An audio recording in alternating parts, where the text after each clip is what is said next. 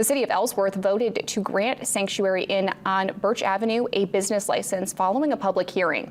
Concern was sparked after the discovery that the inn was operating without a business license. Management claimed to not have known about the license. Tonight's vote came after a public hearing full of dispute. Those against the license shared frustrations with tenants' activities, such as drug use, loud noises, and criminal statuses. The new management says he has been implementing and enforcing more rules to create a better environment. Those in support of the property point out the necessity for low-income housing that allows people to get off the streets. I know that up until very recently, smoking, drugs, alcohol were all a part of the environment at the sanctuary.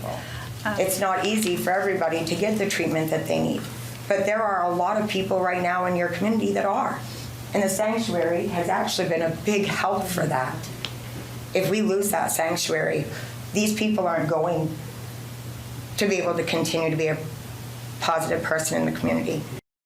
Councilors encouraged the owner to work with the community and enforce compliance of rules for tenants moving forward.